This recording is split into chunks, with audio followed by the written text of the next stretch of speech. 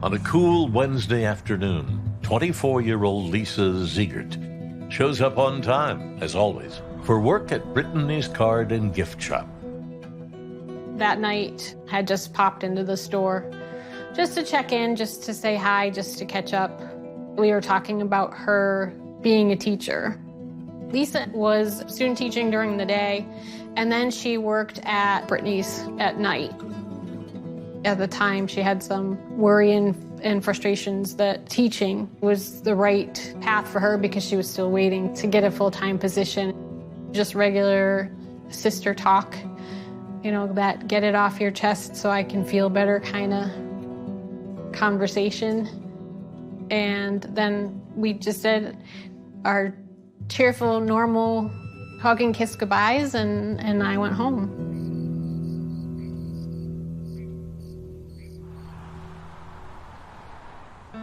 The next morning, early in my day, I hadn't been at work very long, I got a phone call because Lisa had not shown up to work at the school, and that was highly unusual. Minutes later, Lynn's phone rings again. It's another of Lisa's worried coworkers. My friend worked at the same card and gift shop. She had come for her morning shift, and the store was found open. Lisa's car was in the parking lot, and her belongings were still on a counter. My friend knew something was not right, and that's when she called the police. None of it made any sense. I had just been there the night before. Everything seemed normal. Lynn came to my office, and I said, "Oh, what are you doing here?" She said, "Mom, Lisa's missing." Of course, I panicked. The heart starts racing. She said, "Come on, we're gonna go to the store." Lisa was responsible. She might have gone somewhere, but she would have locked the door and set the alarm before she left. She didn't just leave. A lot of people helped put this together, and we really hope you enjoy it. Somebody else, happy anniversary. Happy anniversary. We love you. George and I got married in 1966. And we were blessed with 4 beautiful children. Lynn came along first, and then our beautiful Lisa, then David, then Sharon. Lisa and I are 15 months apart. We always did everything together. She was one of my best friends. Lisa was always the giggly one, and she was mischievous too. I met Lisa in the 6th grade. There was a boy sitting between the two of us, and we were kicking the boy under the desk with our feet, kind of playing footsies, and Mr. Pascarella yelled out, "Souders and Ziegert, make out on your own time." And we were absolutely mortified. From that moment on, we were thick as thieves. Lisa loved to draw. She always would say, "Well, oh, I'm not very good," but her art teachers thought differently. Lisa actually was accepted at the University of Bridgeport as an art major. But at the last minute, Lisa changed her mind and said, "I want to teach." She graduated with a degree in education and came back home. She got a job as a teacher's assistant at our Agawam Middle School. Lisa continued to take art classes and used it in teaching. She had a great rapport with kids, and they loved Miss Ziegert. She was drawing, she's, teaching. She was happy with her boyfriend, Blair. She loved him and was convinced that, someday that they would marry and have children. She was just happy with her life. I said hi for you. What? Sharon, just go like this. I know. And I'll say hi for you. Yeah. Hi.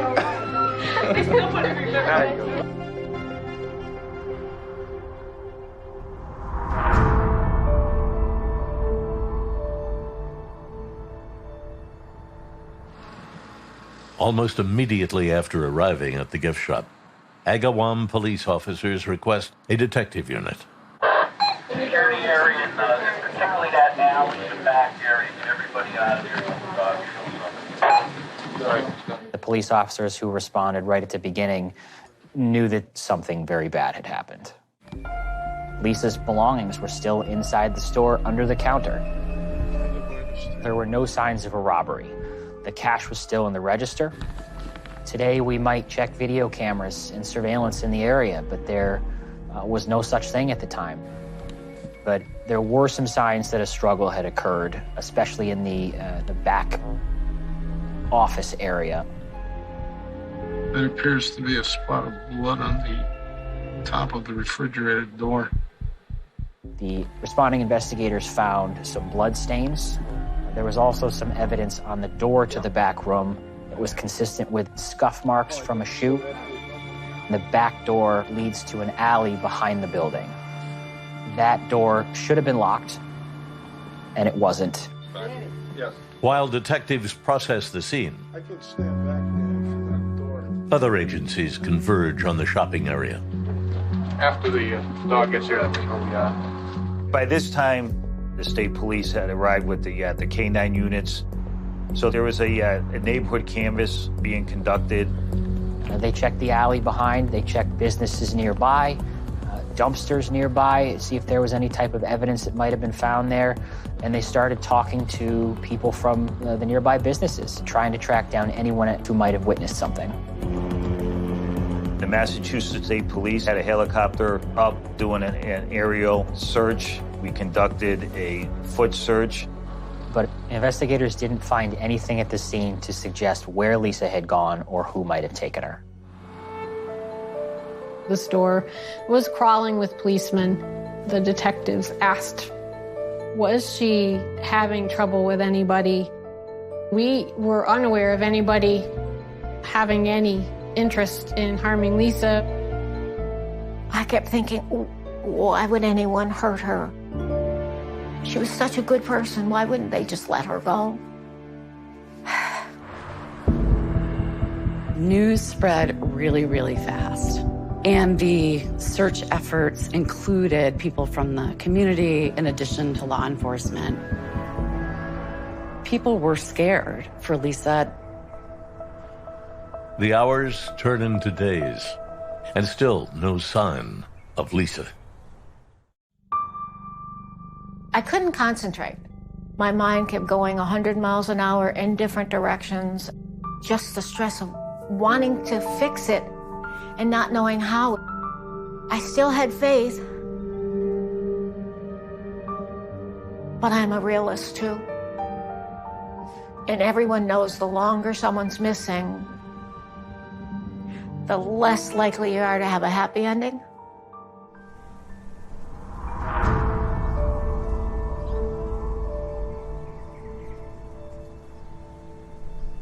Easter Sunday, we went in an early mass, came home, and it was quiet. No one was there that morning. It was just George and myself. It was around 1:30, 2 o'clock. Car pulled up, and I heard either a little knock at the door. The lead detective on the case stood there, and he looked at me. And I said, you found her, didn't you? On Easter Sunday, an Agawam resident was walking behind his property. He saw in a clearing in the woods a partially naked body of a female. The Agawam police were able to immediately identify that body as belonging to Lisa Ziegert. I dropped almost to my knees. I didn't even want to know what happened. It didn't matter. She was gone. My life was changed forever.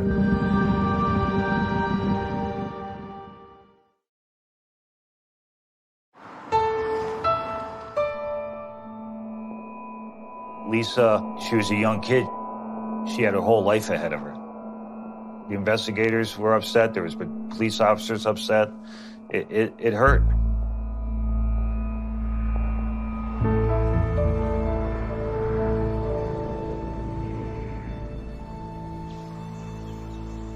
Lisa is found about a mile away from Brittany's card shop.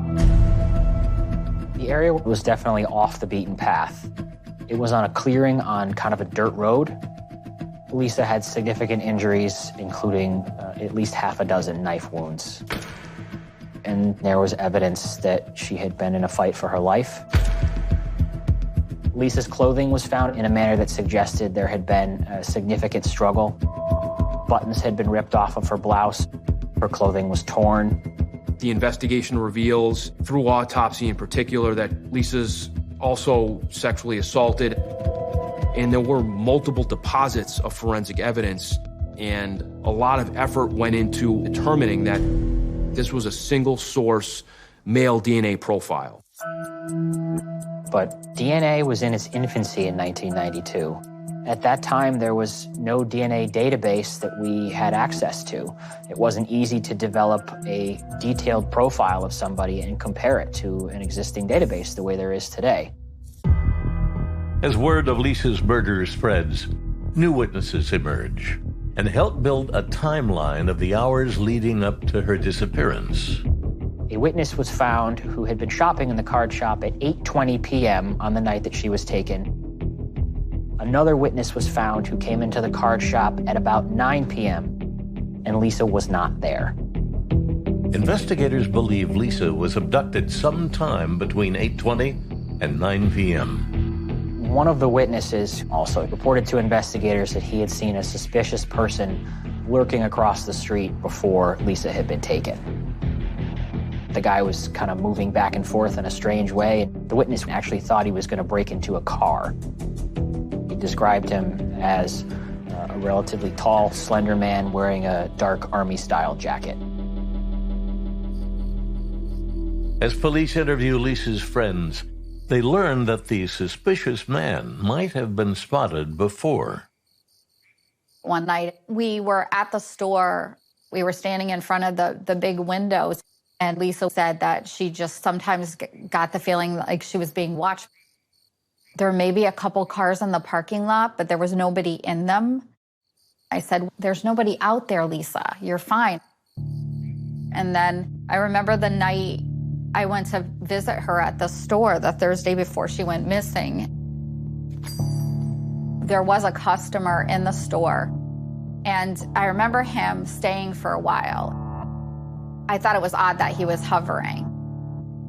I remember her saying that, he comes in sometimes to look at the collectibles, trying to, figure out which one he wants to buy someone. So I knew that the person was somebody that she had seen in the store before. And I just remember him staying for a long time and wishing he would leave. I did tell the police about the man in the store and his description. I remember him being a tall, thin, dark-haired man.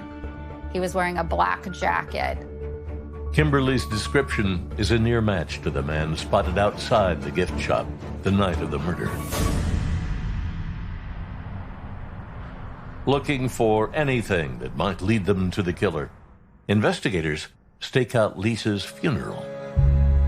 During the wake in the funeral service, the investigators felt it'd be possibly helpful if they set up surveillance to see if there's anybody suspicious that just didn't fit in. But the investigators didn't see anything out of the ordinary. Detectives see only the pain and heartbreak of Lisa's friends and family. We had to have the closed casket, of course, but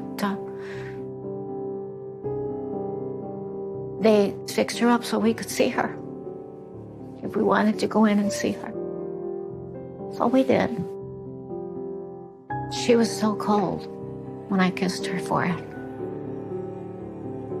That's a memory you don't want to have, but at least I got to kiss her. There was so many people that came just to say, "We're sorry."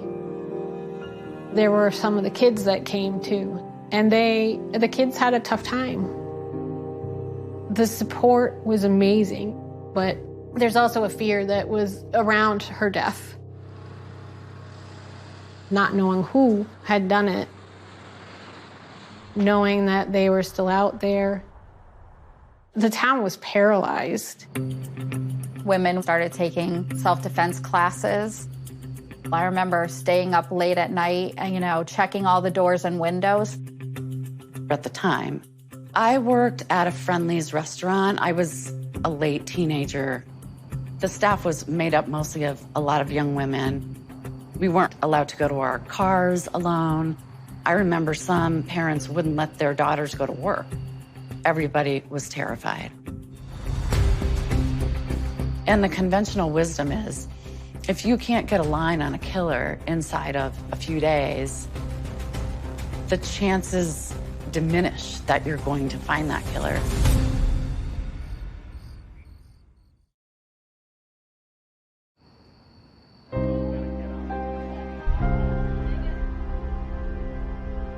Most people are killed by somebody that they know. So part of the early investigation included looking at Lisa's male associates and friends.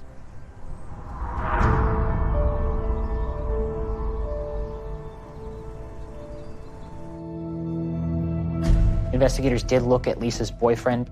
That would have been a standard procedure in any investigation that had been unsolved at that point. When they talked to the boyfriend, he did have an alibi. Blair claims he was with his mother around the time Lisa was abducted. But detectives still take a long, hard look at him. They impounded Blair's car. They had him back and forth for questioning. They took DNA. Investigators then questioned dozens of Lisa's friends and family about her relationship with Blair. There were no concerns about domestic violence. By all accounts, it sounded like a loving relationship. I remember Blair went out to go look for her. He didn't want to stop searching. Blair just didn't want to give up. Investigators spoke to other people who would have been with him. They were able to establish an alibi that ruled him out and later obtain a DNA profile from him that also ruled him out as a suspect. Blair cared a lot about Lisa, and he was good to her, and he was such a support when we lost Lisa. He was there, for us when he was hurting himself so badly. Despite investigators' best efforts, the case drags on, and anxiety in Agawam reaches a fever pitch. I personally was convinced there's no way that somebody does something this awful and this savage and then just never does it again. This affected the community to such an extent that the phones in our detective bureau were just ringing off the hook with potential leads. They actually brought in extra phones so they could handle the call volume. When these phone calls came in, they ran the gamut. I saw a strange person at a gas station, or I saw a man in a dark coat walking down the street nearby. I was at the local bar on Friday night, and there was a guy that looked suspicious. Scorned ex-wives, girlfriends, calling to say that they felt that their boyfriend or their ex-husband behaved in a weird way when they were together and they thought he might have done it. There were dozens, if not hundreds, of men whose name had come up in a similar way. Whatever tip came in, we created files. There was well over 400 names of people of interest. To chip away at that list, investigators turned to DNA testing. The hard part in 1992 is getting everyone on the list to volunteer their DNA. At the time, DNA profiles were predominantly developed by taking a significant sample of somebody's blood. DNA technology hadn't advanced to the point where we could do some of the alternative testing methods that we can do today. For example, discreetly testing a suspect's discarded coffee cup isn't an option in the early 90s. So if somebody refused to provide a DNA sample, there wasn't really much that investigators could do. They continued to follow up on leads that came in, but the promising leads dried up. The case of the young teacher found murdered on Easter Sunday goes ice cold.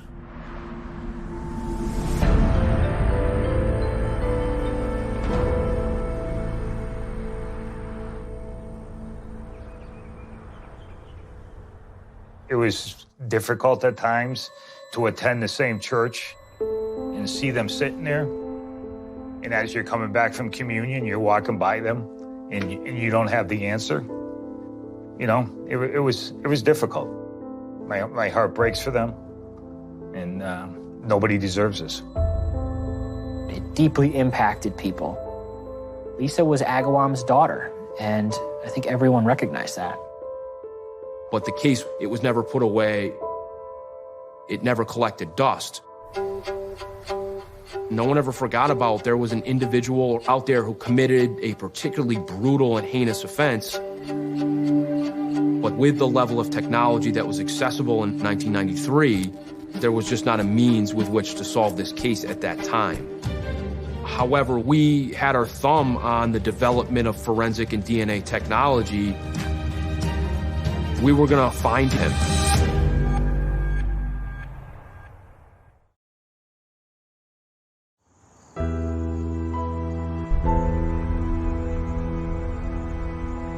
This case was solvable.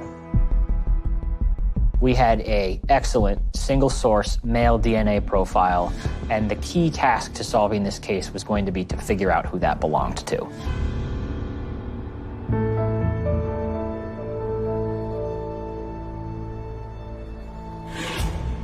In the days following Lisa's murder, detectives had compiled a long list of possible suspects.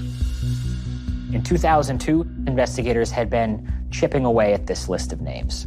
They had been eliminating them one by one, going out and asking for voluntary DNA samples. With advancements in technology, collecting DNA samples is now far less intrusive than during the early days of the investigation. But a number of people had refused to provide a voluntary DNA sample to investigators. Some people were just afraid or didn't want to be involved or didn't want to help the police. I remember there was an individual who refuses to provide DNA on a voluntary basis because he was concerned with cloning. Without sufficient evidence for a DNA search warrant, investigators have to stick with interviewing their persons of interest. And the conversations go nowhere.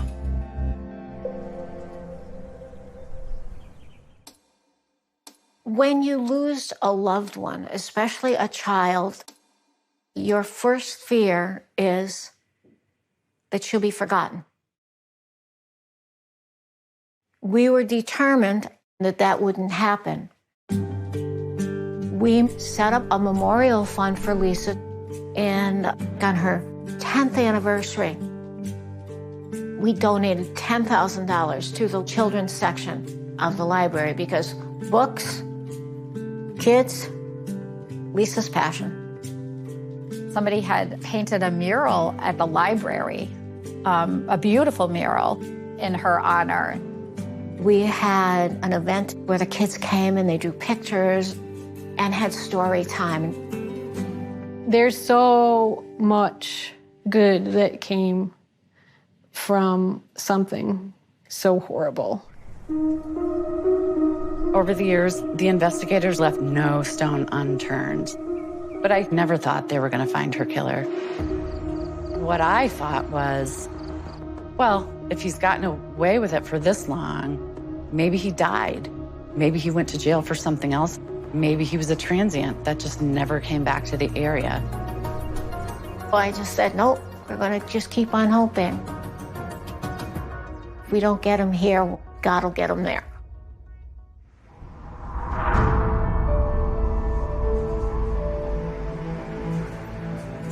Parties have agreed that I, the district attorney, will write a letter.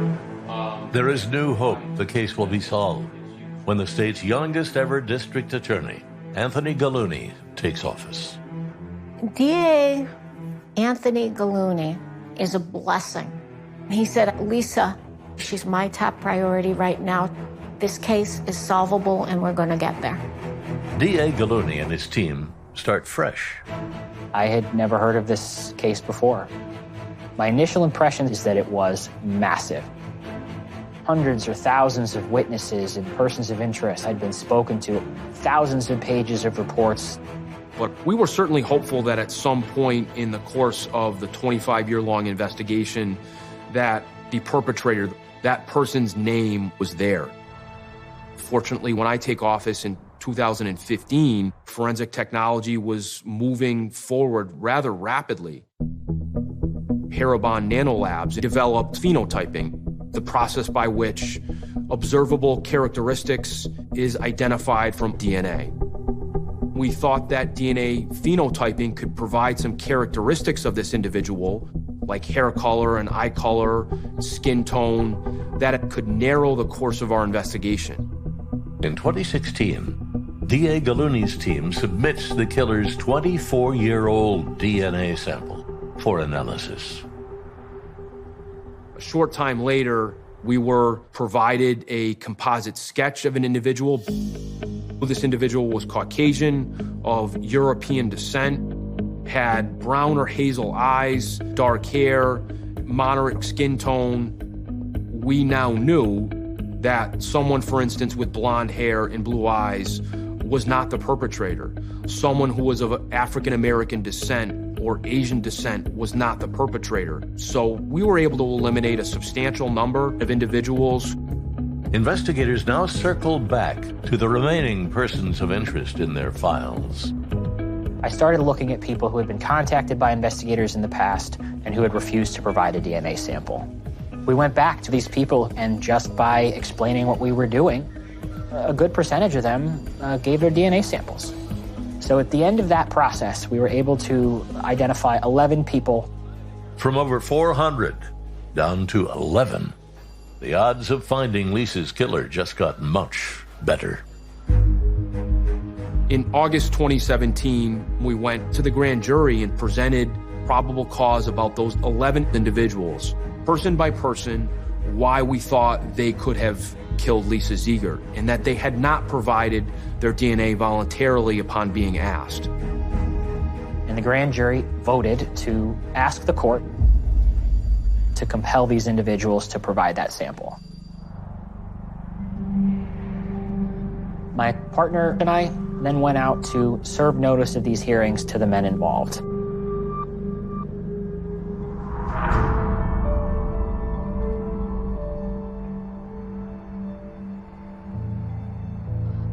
Around 6:30, I got a phone call that a woman had gone into a state police barracks in Westfield and had claimed that her boyfriend authored some documents that she provided to the troopers.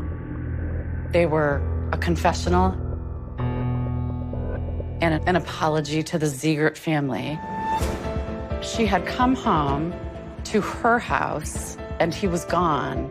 And she thought it was a Dear John letter. She thought her boyfriend was breaking up with her. But in fact, the essence of it was, I took Lisa from her family and I will never forgive myself.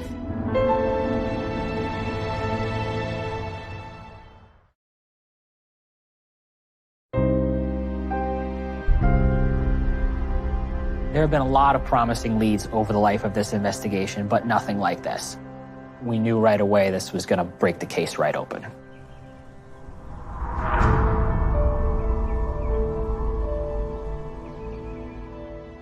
We all went to the Westfield State Police Barracks. And sure enough, 4 pages of handwritten notes. One was a letter written to his girlfriend at the time, essentially telling her that she was going to find out some bad news about him. He says overtly, they're going to tell you that 25 years ago, I kidnapped, raped, and murdered a young woman, and it's all true. You know, that struck me like a ton of bricks. He wrote in the letter that he believed that what I had was a warrant for his DNA, and that was going to put him in jail for life. And that either he was going to kill himself or face the music. Troopers interview the woman whose boyfriend wrote the letters. She described him as docile. He just seemed like an average nice guy. She would never in a million years suspect would be capable of doing something like this. She tells police her boyfriend is 48-year-old Gary Shara. Gary Shara was one of the 11 names that we had taken before the grand jury. And the night before, on September 13th, I had gone to his house in order to serve him paperwork of the court hearing. He wasn't home. I spoke to his roommate and said, have him call me. Once I read the letters, I was like, we gotta find this guy. But we didn't know where he was. The girlfriend didn't know where he was. State police aim to find Shera as fast as they can. While they ping Shera's cell phone, D.A. Galuni combs through his file. Gary Shera first becomes known to investigators in the context of Lisa Siegert's death in March of 1993, some months after Lisa's murder. He was going through divorce proceedings with his wife at the time, and throughout those proceedings, she reported to her attorney, who then called the Agawam Police Department, that she thought he might have been involved in the murder of Lisa Siegert. Gary Shera was one of dozens, if not hundreds of men whose name had come up in a similar way. His ex-wife said that he was very interested in the case. He would always run into the room when the news came on about this case. She also said that she thought that he had purchased a music box at Brittany's card shop within the days or weeks before Lisa was taken. In 1993, that information was, of course, taken seriously, but the source of it was a factor. Their divorce proceedings were very contentious. There were loaded allegations being made by both sides to try to cast doubt on the credibility of the other. Gary's side was alleging that she shouldn't be believed. Certainly there was enough to make him a person of interest, but he wasn't necessarily a foremost suspect at any particular time. Investigators didn't question Shera in 1993, but his name did make the list of roughly 400 possible suspects. Years later, with advances in forensic technology, investigators asked Shera for a DNA sample. Investigators speak to Gary Shera in 2002. He refused to provide his DNA voluntarily at that time. In 2008, investigators again speak with Gary Shera.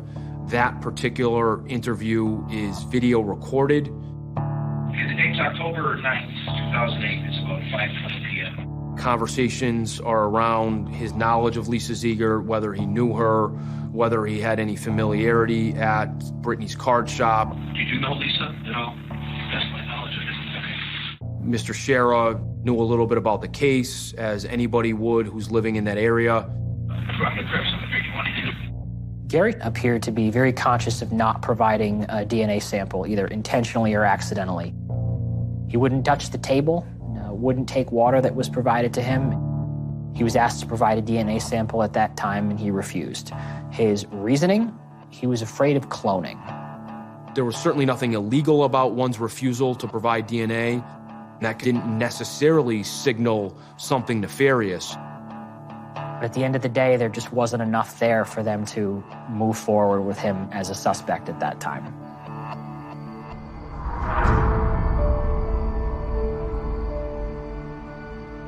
Three hours after first reading his confession letters, detectives finally get a bead on Gary Shera.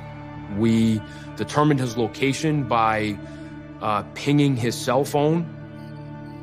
He was tracked down to Stafford Springs, Connecticut. Right in the area of his cell tower, there was a hospital, and the lieutenants were able to find Gary Shera's vehicle in the parking lot. Gary Shera had been admitted after having consumed a large amount of over-the-counter medications in what appeared to be an attempt to commit suicide. But his condition was stable and he was going to recover. When we saw Gary, he was in a hospital bed. He was cooperative with us, but he was subdued, almost as if he'd been waiting for this day to come and he'd finally been caught. But once his Miranda rights were read to him, he requested an attorney, so there was no interview conducted. I asked him if he'd be willing to provide a consensual DNA sample. He declined again. The letters were a huge development, but we needed to get Gary's DNA sample to compare it to the profile that we developed in this case.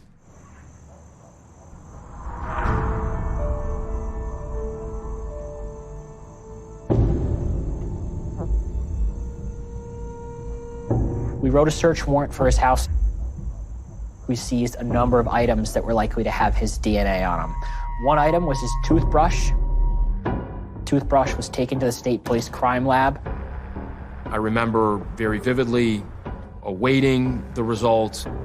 Myself and my lieutenant were in the office, and on my cell phone, it lit up Concord, Mass., and that's where the lab is. We learned that the profile developed from Gary's toothbrush matched the single-source male DNA profile obtained in 1992 from Lisa Ziegert's killer.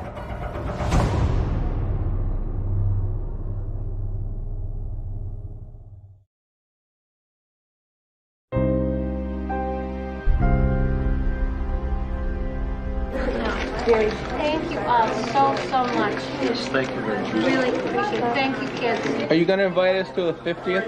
Absolutely. See you in 25 years. Absolutely. See all of you in 25 years, wherever you may be.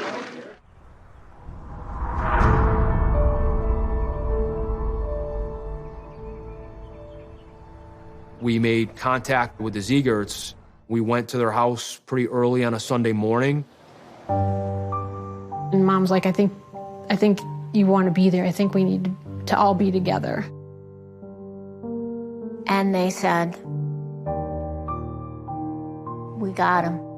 It matches. And it was like, it took a while to sink in.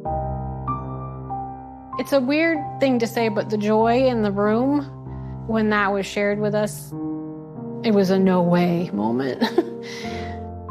I have never felt anything like the feeling of relief from Dee when we were able to tell her that at least she finally had an answer. It was, without a doubt, one of the most meaningful moments of my entire life. Gary Sherrill was charged with aggravated kidnapping, aggravated rape, and first-degree murder. Gary Shara stood behind a glass window in a red jumpsuit for his arraignment. He looked around at times but showed little emotion. Despite the letters he'd written, Shara pleads not guilty. That is really sort of par for the course. Most criminal defendants will plead not guilty with the advice of their lawyers, regardless of the state of evidence and regardless of any expressed responsibility for the crimes. In the run-up to his trial, Shara doesn't say a word about the case in public or to police. But we really knew all the while, given the DNA match and given the letters, that we had a very strong case. We were never able to demonstrate or prove that Gary and Lisa knew each other. But we believe that Gary Shara bought a music box from Brittany's card shop sometime prior to Lisa's death. And there was a possibility that Lisa was working in the store when Gary Shara bought that item. Shara's letters hint that meeting Lisa stirred his darkest fantasies. The letter to his girlfriend opened with the fact that Gary had been mesmerized by abduction and bondage fantasies since he was a young child, and that those dark fantasies were never very far from his mind.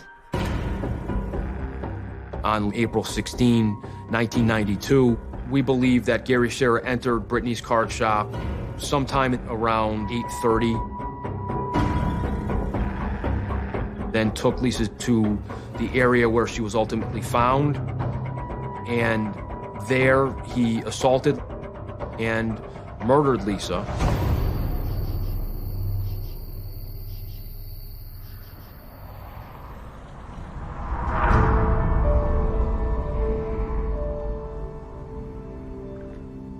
D.A. Galoti prepares to make his case to a jury, but he never gets the chance. 27 years after Lisa's murder, Shara finally breaks his silence. Tell me then in your own words why we're here. We're here to make a change of plea. To guilty to murder in the first degree. Do you understand that? Yes, sir, I do. Mr. Shara was going to take responsibility, plead as indicted to first-degree murder. I don't think there's a way where he gained some advantage, so why he did it is unknown to me. He's never spoken to it.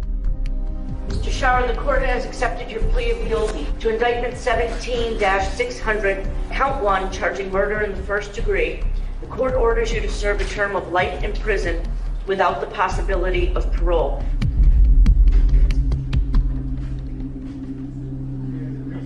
For Lisa's family, a nearly 3-decade-long nightmare is finally over. It was a long and a hard day. All of our family heard for the first time how hard she fought. And I was so proud of her. I can't imagine that she would have been any other way. When you think about it, Lisa's been gone longer than she was here. But Lisa continues to influence in many ways. I know Lisa influences me a lot when I get a little down. I honestly feel a proverbial kick in the butt to say, come on, Mom. Can't do that. And that's after 30 years, so. She made such a difference in so many that she touched. So if you need a bright spot in your life, think of her. If you see a bright blue sky, think of her bright blue eyes. And if you see the sun, think of her bright, warm smile.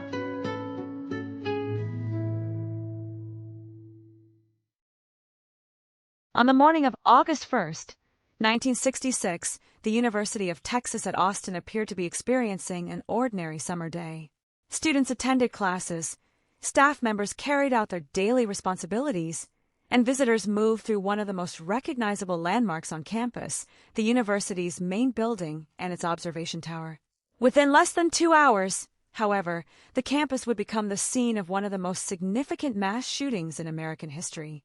The attack lasted approximately 96 minutes, resulted in numerous deaths and injuries, and permanently altered the way law enforcement agencies in the United States prepared for and responded to active armed attacks. The University of Texas Tower shooting occupies a unique place in the history of violent crime in the United States. It was not simply remembered because of the number of casualties. It became a defining event because it exposed serious limitations in emergency response at a time when specialized tactical police units had not yet become common. The incident demonstrated how a single-armed individual positioned in a strategically elevated location could disrupt an entire city and overwhelm traditional policing methods. In the decades that followed, the lessons learned from August 1st, 1966, influenced police training, emergency planning, and public safety procedures across the country. The individual responsible for the attack was Charles Joseph Whitman. Born in Florida in 1941, Whitman had a background that appeared, at least on paper, to reflect achievement and discipline. He had been regarded as an excellent student before joining the United States Marine Corps. During his military service, he developed a reputation for discipline and exceptional marksmanship. After leaving the Marines, he enrolled at the University of Texas at Austin, where he continued his education while building what appeared to be a conventional civilian life. Yet available records also indicate that Whitman experienced increasing personal difficulties in the years before the attack. People who knew him reported noticeable changes in his behavior, describing growing tension, irritability, and emotional struggles. Among the documents later recovered were written statements in which Whitman acknowledged experiencing recurring violent thoughts that he said he did not fully understand. These writings became an important part of the historical record because they provided investigators with direct evidence of concerns he had documented before the events of August 1st. They did not explain the attack, nor did they provide a complete answer to why it occurred, but they formed part of the official investigation into his actions. The tragedy did not begin at the university. During the early hours of August 1st, Whitman killed his mother at her apartment before returning home and killing his wife while she slept. He also left written notes requesting that an autopsy be performed after his death to determine whether there might be a medical explanation for what he believed was a loss of control over his thoughts and behavior. These notes later became significant pieces of evidence examined by investigators as they attempted to reconstruct the sequence of events leading to the attack. Later that same morning, Whitman prepared for the assault on the university campus. According to the documented timeline, he gathered numerous items into a large trunk and a handcart. He wore clothing associated with maintenance personnel, allowing him to move through parts of the campus without immediately attracting attention. At approximately 11:30 a.m., he entered the university's main building, used the elevator to reach the upper floors, and continued toward the observation deck at the top of the tower while transporting the equipment he had brought with him. Before firing from the observation deck, Whitman attacked several individuals inside the tower, including a receptionist and visitors who happened to be present. These victims became the first casualties of the day's violence. Shortly afterward, he moved outside onto the observation deck, overlooking the campus and surrounding streets. At approximately 11:48 a.m., the first shots were fired from the tower. Initially, many people nearby did not recognize what they were hearing. Some believed the sounds came from construction work or fireworks. Within minutes, however, the situation became unmistakable. Individuals across the campus realized that a gunman positioned high above them was firing into the areas below. Confusion rapidly turned into panic as students, university employees, visitors, and local residents attempted to find cover. Because of the tower's height and commanding view of the surrounding area, the attacker possessed an extraordinary field of observation. From that elevated position, large portions of the university grounds and nearby streets were visible. This geographical advantage complicated every effort to respond. Individuals on the ground often had little indication of where shots were originating, while emergency responders faced the difficult task of locating, approaching, and stopping an armed individual positioned far above street level. During the 96 minutes that followed, many people sought protection behind walls, trees, and parked vehicles. Others attempted to assist those who had been wounded by moving them towards safer locations despite the continuing danger.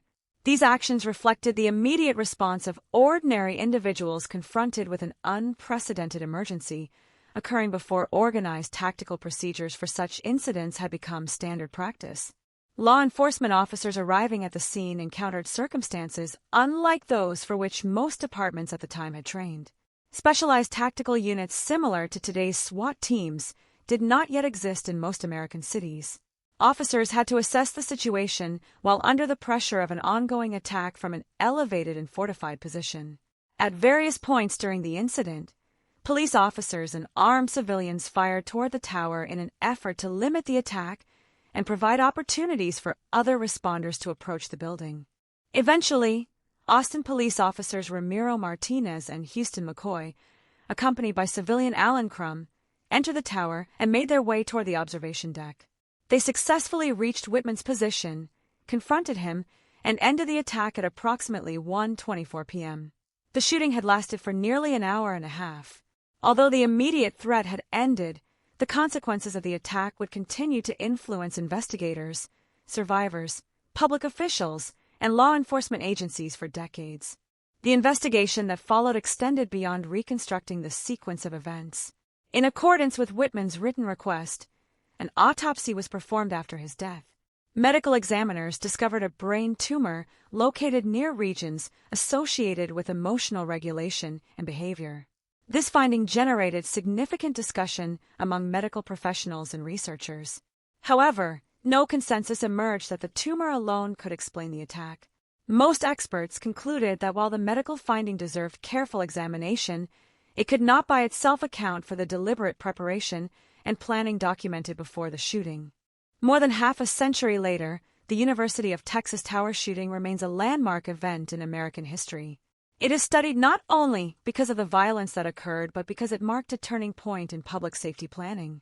The incident accelerated the development and expansion of specialized police response units, reshaped tactical training for active armed attacks, and became an enduring case study in criminology, psychology, emergency management, and law enforcement.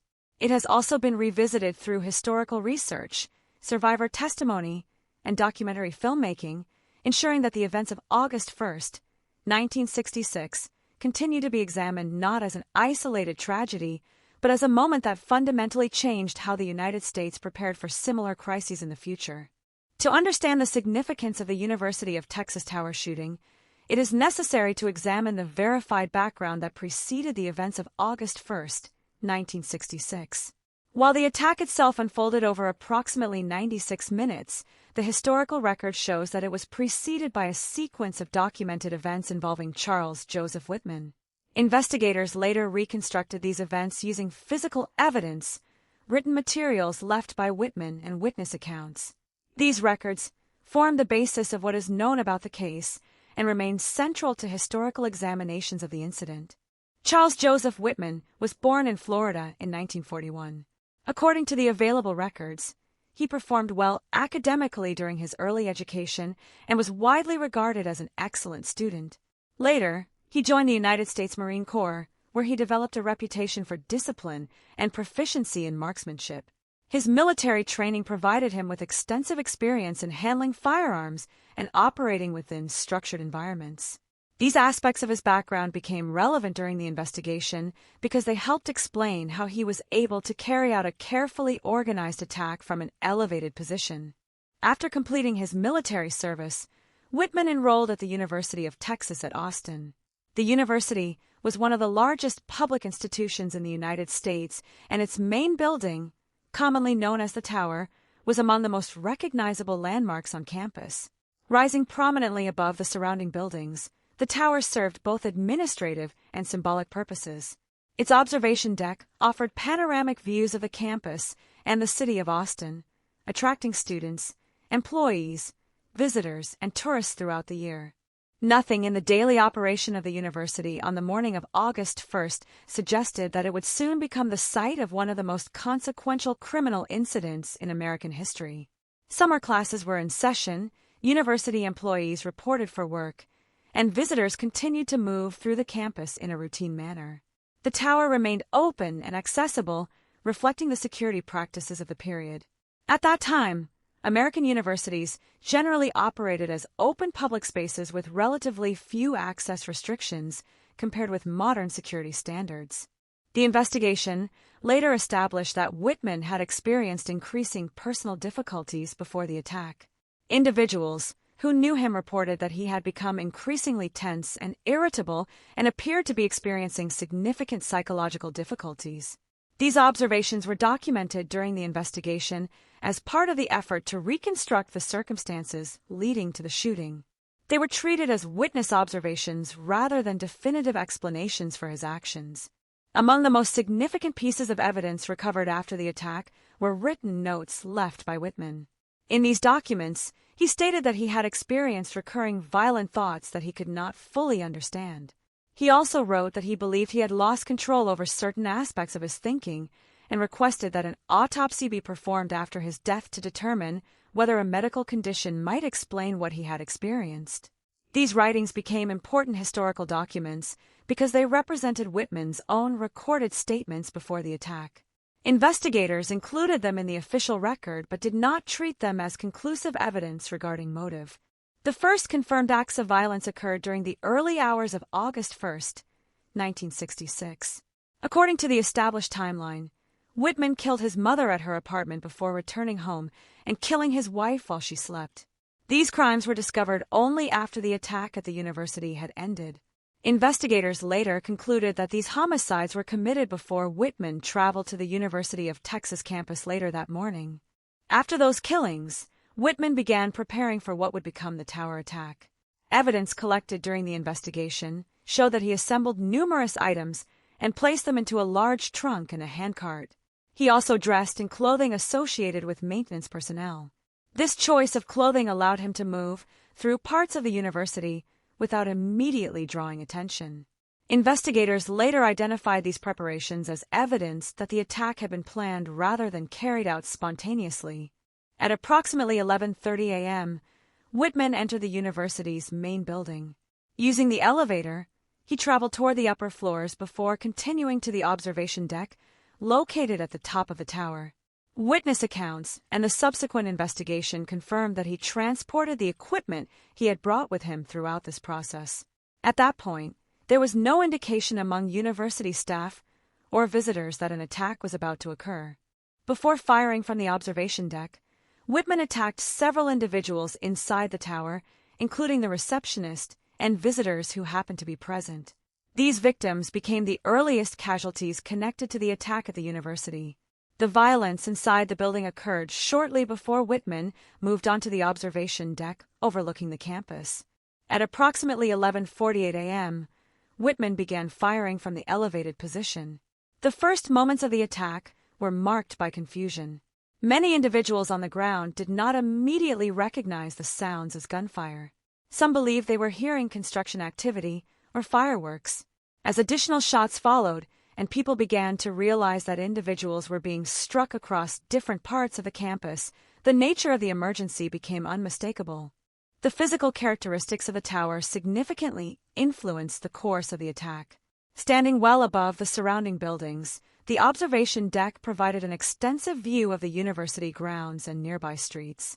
This elevated position made it difficult for people below to determine exactly where the shots were coming from. At the same time, it complicated the efforts of responding officers who had to identify the attacker's location while protecting themselves and members of the public. The incident unfolded during a period when American law enforcement agencies generally lacked specialized tactical units designed specifically to respond to active armed attacks. The concept of modern special weapons and tactics teams had not yet become widely established. As a result, the officers responding to the University of Texas campus were required to adapt to an extraordinary situation using the resources and training available to them at the time.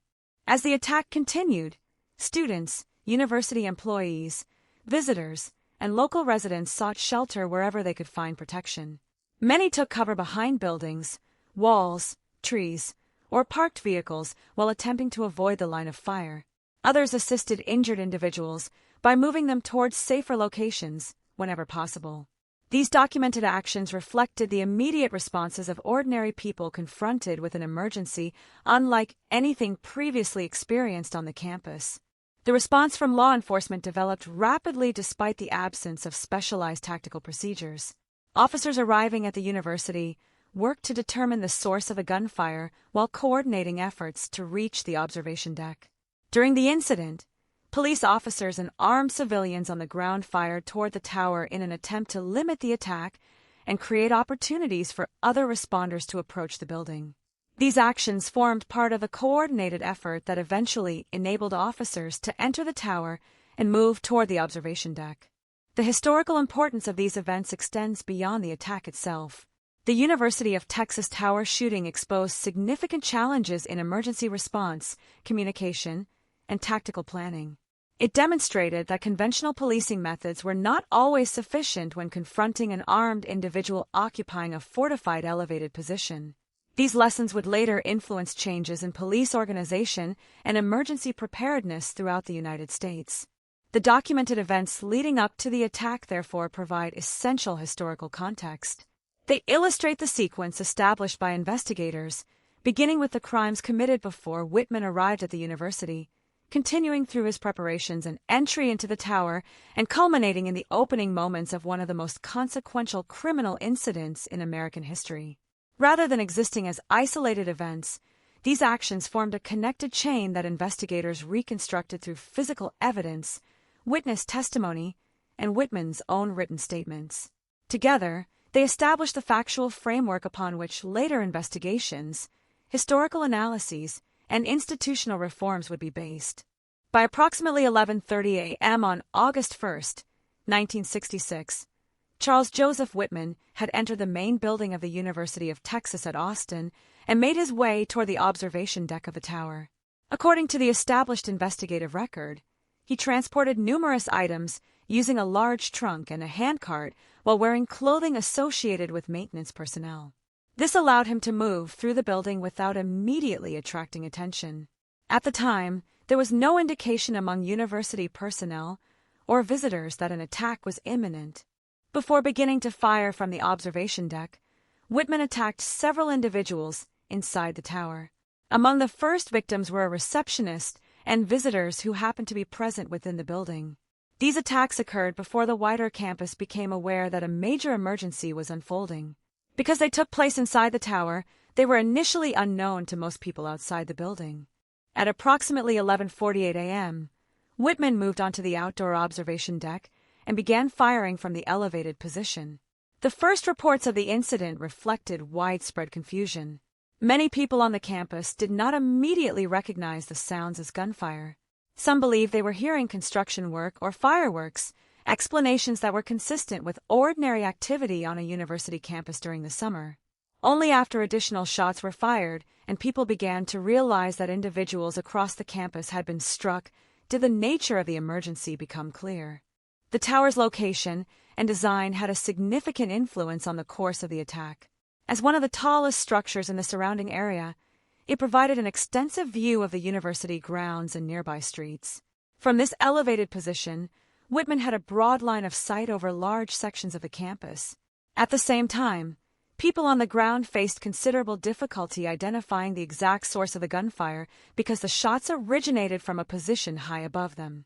As awareness of the attack spread, normal university activity came to an immediate halt.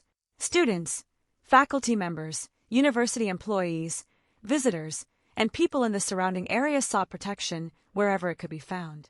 According to documented accounts, many took cover behind walls, trees, and parked vehicles in an effort to shield themselves from the ongoing danger. Others remained inside buildings until the situation became clearer. The attack continued for approximately 96 minutes. Throughout that period, the elevated position of the attacker presented extraordinary challenges for emergency responders. Law enforcement officers arriving at the campus had to determine both the location of the gunman and the safest method of reaching him while the attack was still in progress. At the time, American police departments generally did not maintain specialized tactical units comparable to the special weapons and tactics teams that would later become common throughout the United States. As a result, responding officers were required to organize their response using the personnel and resources immediately available. The physical characteristics of the tower complicated every stage of the response. Officers on the ground had limited opportunities to approach the observation deck directly, while the attacker's elevated position allowed a wide field of observation over the surrounding area. These circumstances required responding personnel to coordinate their movements carefully as they attempted to reach the building and move upward through its interior. During the incident, police officers and several armed civilians fired toward the tower. According to the historical record, these actions were intended to limit the attack and create opportunities for other responders to approach the building. Although these efforts did not immediately end the shooting, they formed part of the broader response that eventually enabled officers to reach the observation deck. While the attack continued, many individuals on the campus assisted those who had been injured. Contemporary accounts documented that some students and other civilians moved wounded people toward locations offering greater protection whenever conditions allowed. These actions occurred while the danger remained ongoing and reflected the immediate efforts of ordinary individuals responding to an unexpected emergency. As additional law enforcement personnel arrived, attention increasingly focused on reaching the top of the tower. The response ultimately centered on a small group consisting of Austin police officers Ramiro Martinez and Houston McCoy, accompanied by civilian Alan Crum. Together, they entered the tower and began moving through the building toward the observation deck, where Whitman had established his position. Their progress through the building represented the final phase of the operational response. After reaching the upper levels of the tower, they approached the observation deck and confronted Whitman. At approximately 1:24 p.m., Whitman was shot and killed, bringing the attack to an end. The active phase of the incident had lasted for nearly 1 hour and 36 minutes. Although the immediate threat had ended, the conclusion of the shooting marked the beginning of an extensive investigative effort. Law enforcement agencies were required to document the sequence of events, identify all victims, collect physical evidence, and reconstruct the timeline of the attack.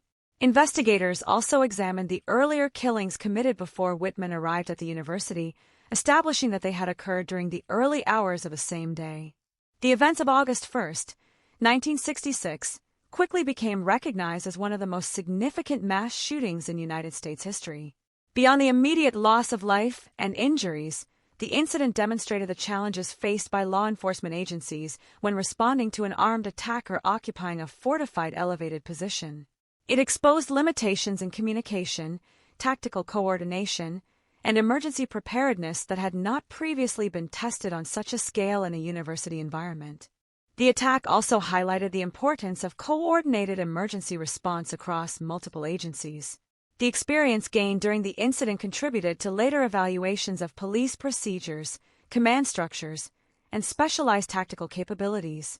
Although these reforms would develop over subsequent years, the University of Texas Tower shooting became one of the events most frequently cited in discussions about improving preparedness for similar emergencies.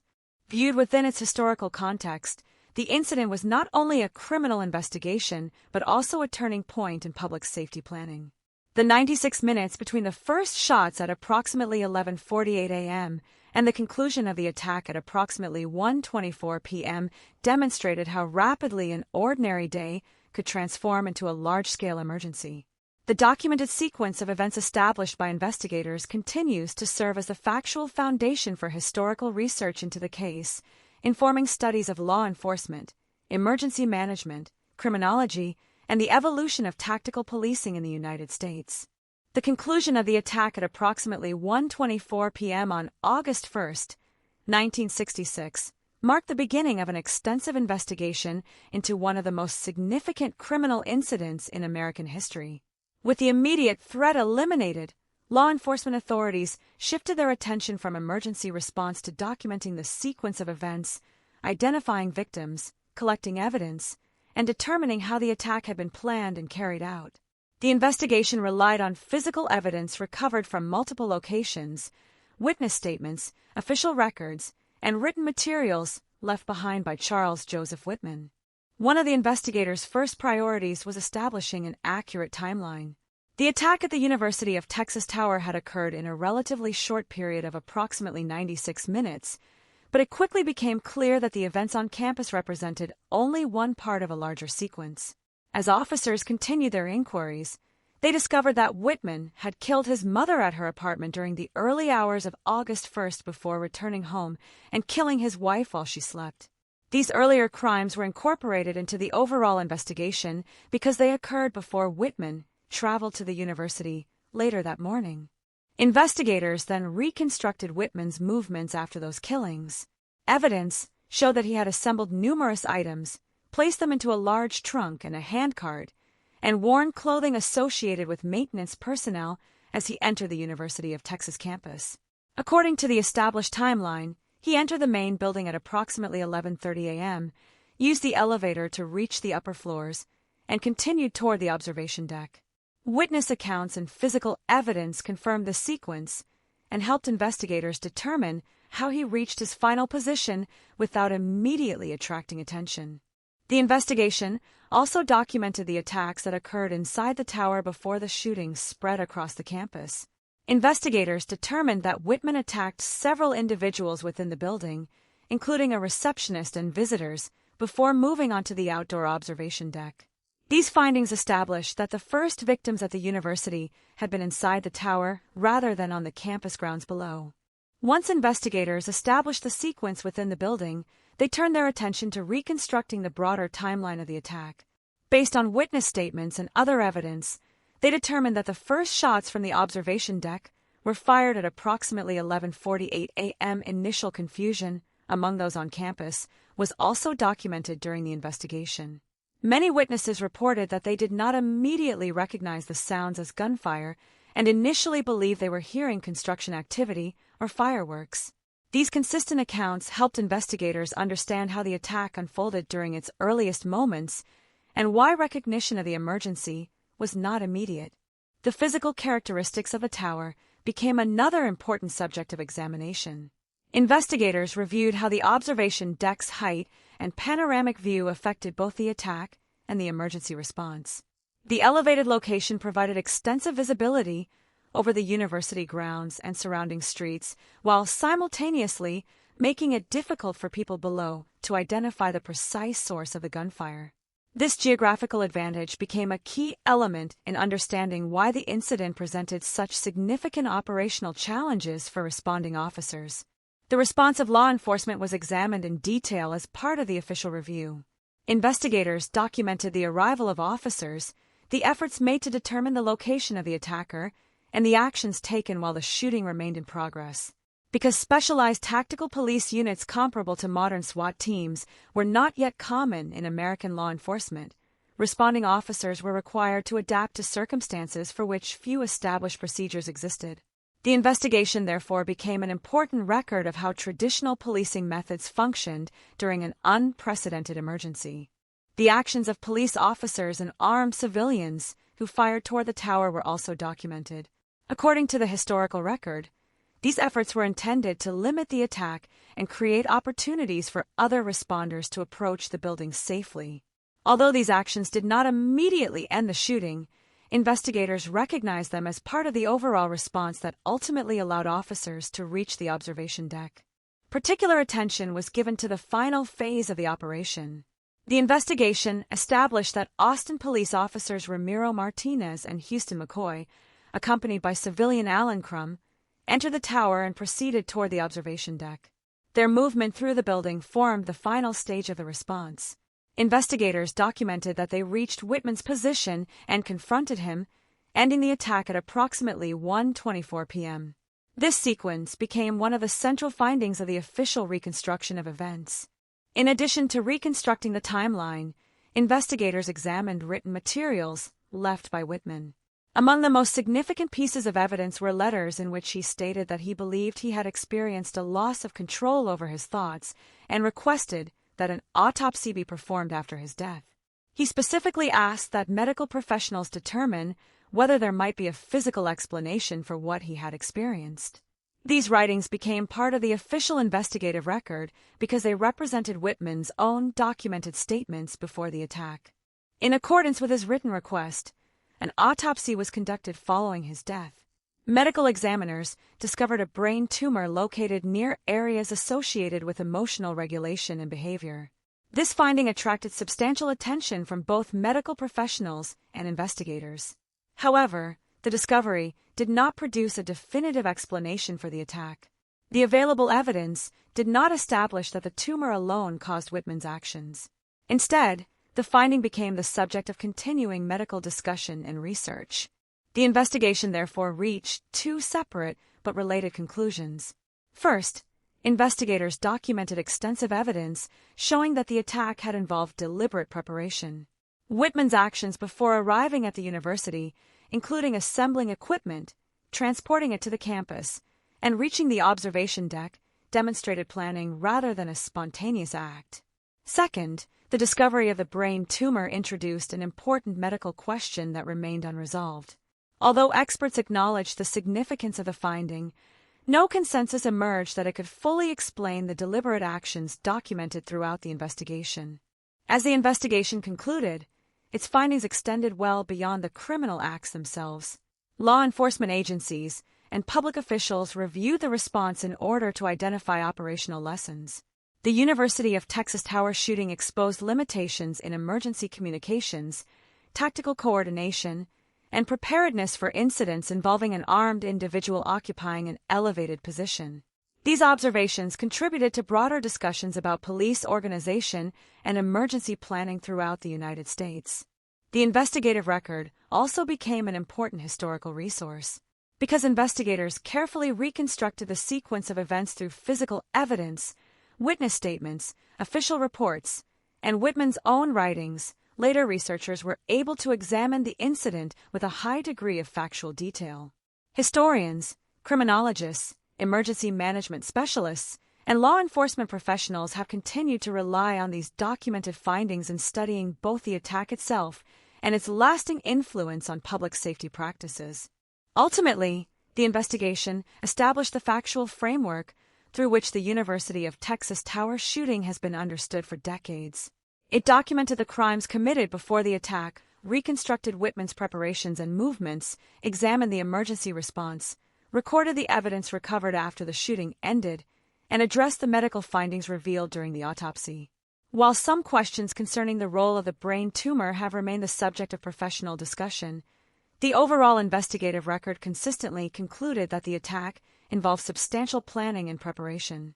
Those findings continue to shape historical understanding of the events of August 1, 1966, and remain central to discussions of law enforcement, emergency response, and the evolution of active shooter preparedness in the United States.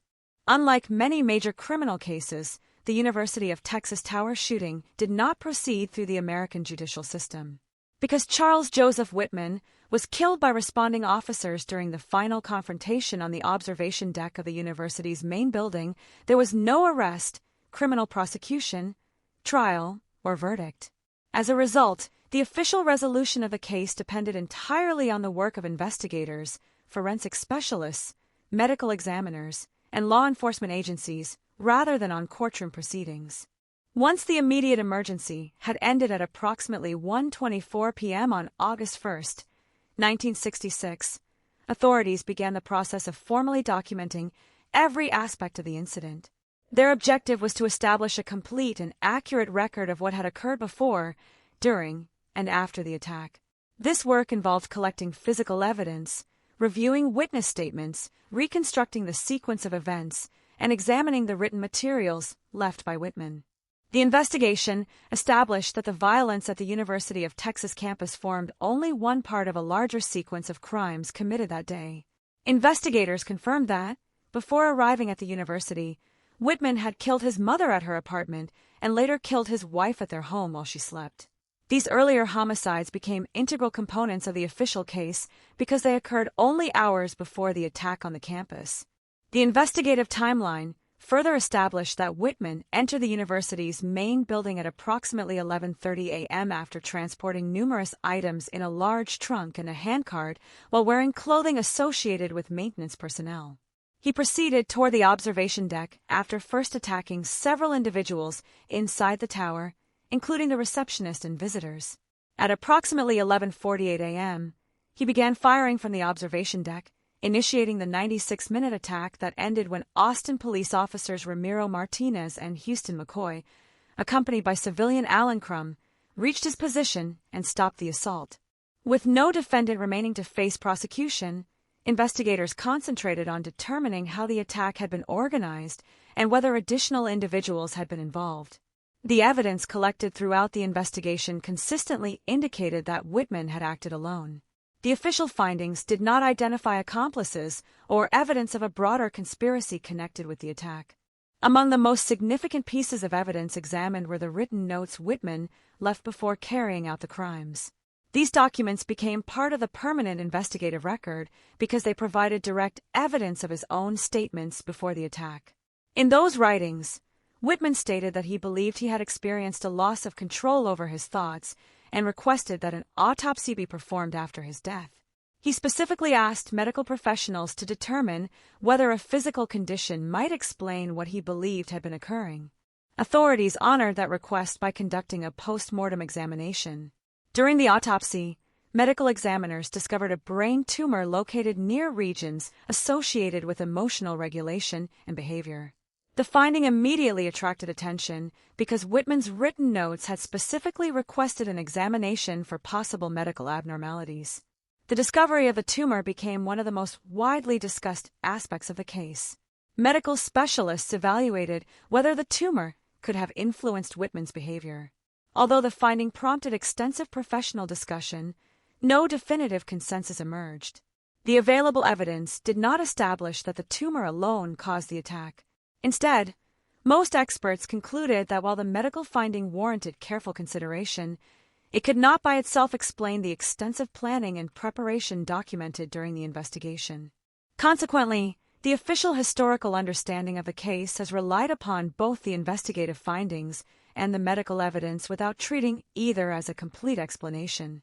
The investigative record documented a series of deliberate actions that occurred before Whitman reached the observation deck, including the earlier homicides, the preparation of equipment, the transportation of those items to the university, and his movement through the tower before opening fire.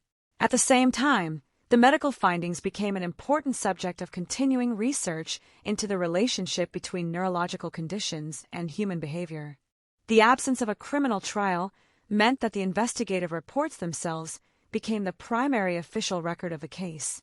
Rather than courtroom testimony, judicial rulings, or appellate decisions, historians and researchers have relied on police reports, forensic findings, witness statements, and medical examinations to reconstruct the events of August 1st, 1966. These materials remain the principal sources used in historical, legal, and academic studies of the incident. The case also became significant because of the institutional reviews that followed the investigation. Although these reviews were not judicial proceedings, they examined how emergency services and law enforcement agencies responded during the attack. Officials evaluated communication systems, command structures, and tactical decision-making in order to identify lessons that could improve future responses to similar incidents. One of the most important conclusions drawn from these evaluations concerned the limitations of existing policing practices at the time. The response demonstrated that conventional patrol methods were not always sufficient when confronting an armed attacker positioned in a fortified elevated location.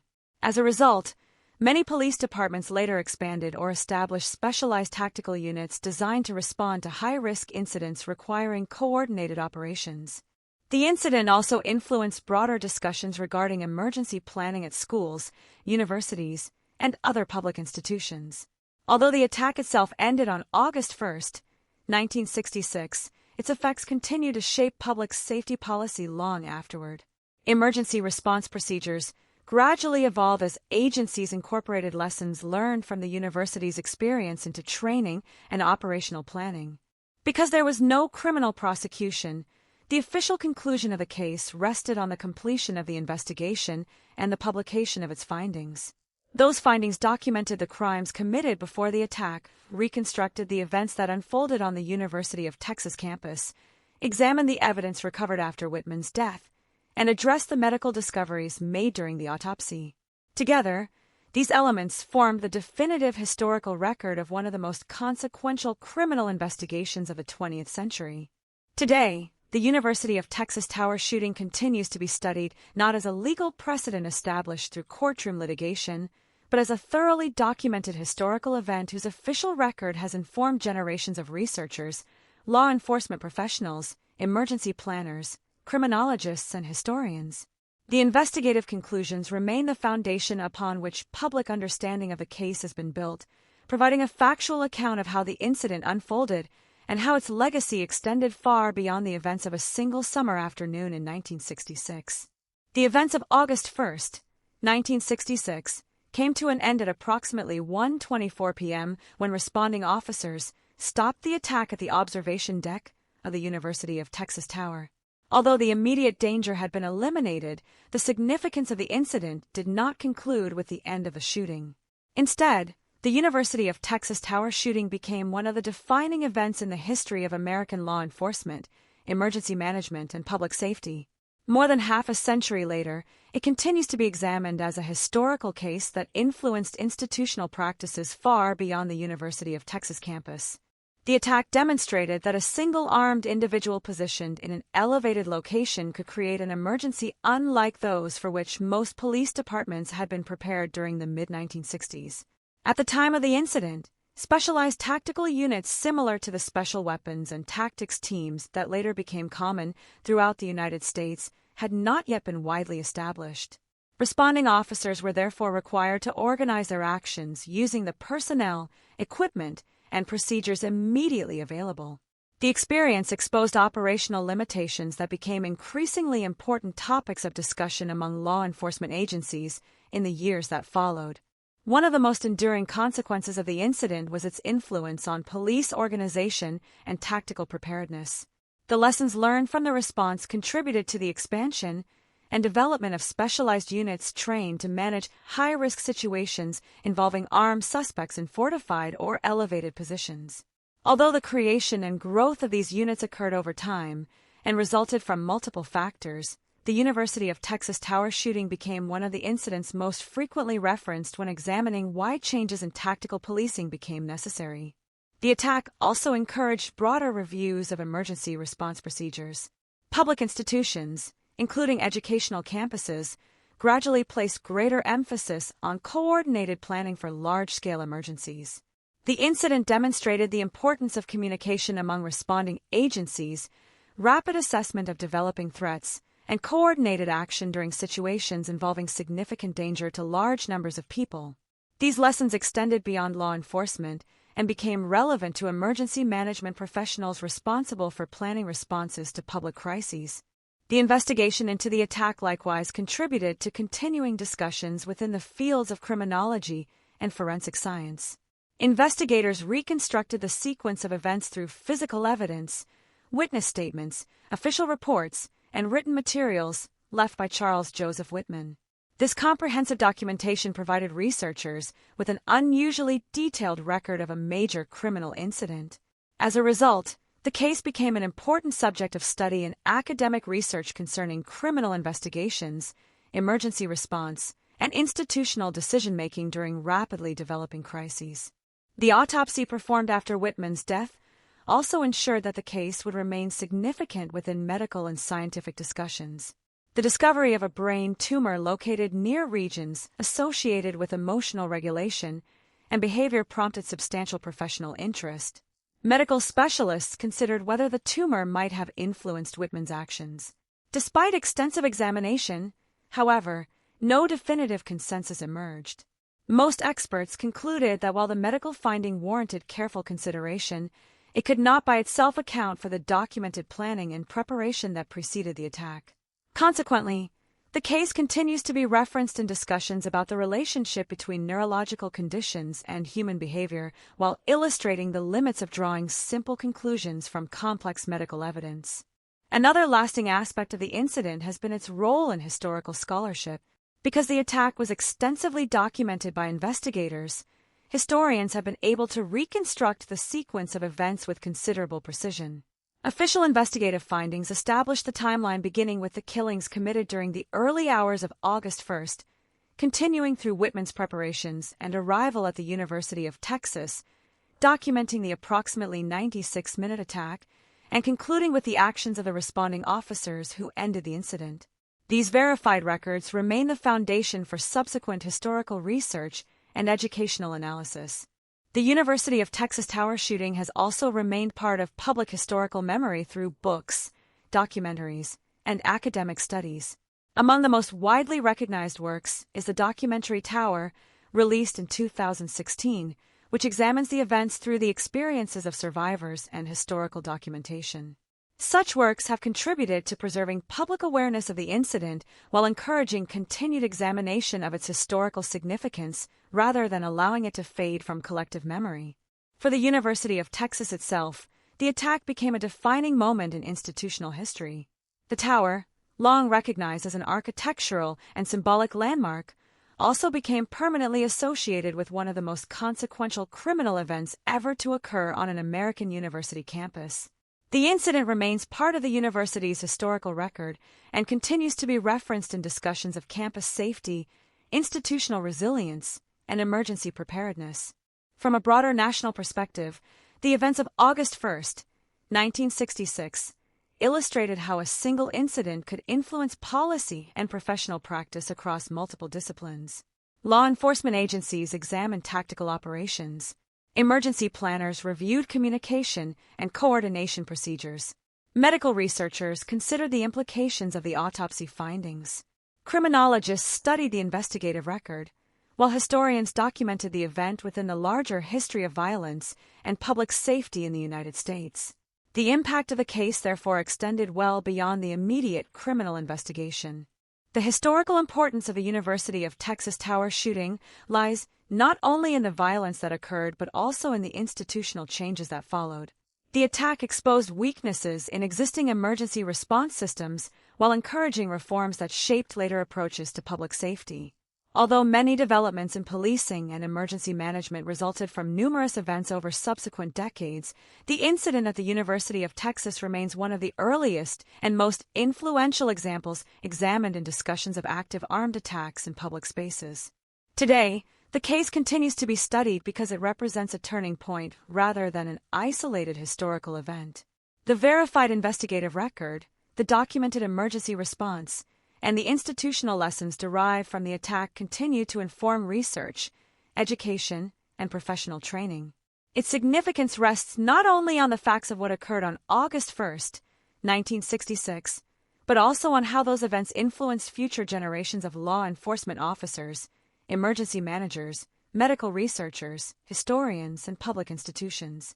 More than 5 decades after the shooting, the University of Texas Tower incident remains an enduring subject of historical examination. Its legacy is preserved through official records, academic research, and documentary scholarship, ensuring that the events are understood within their proper historical context.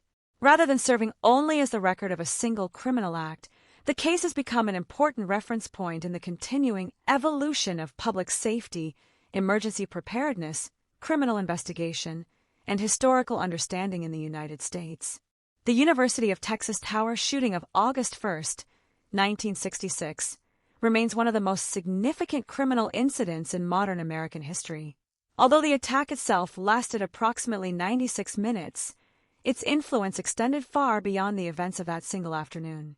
The official investigation, the documented response of law enforcement, and the subsequent institutional changes ensured that the incident would become an important point of reference for historians, criminologists, emergency planners, and law enforcement professionals.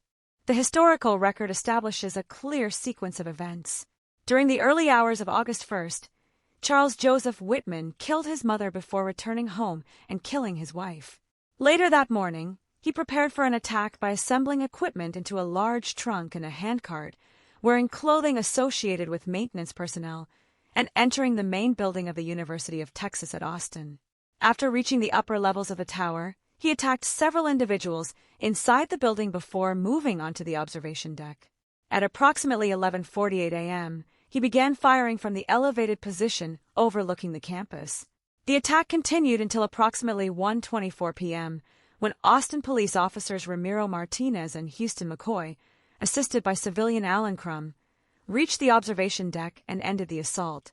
This verified timeline has remained the foundation of every major historical examination of the case. Investigators reconstructed the sequence through witness statements, physical evidence, official reports, and written documents left by Whitman.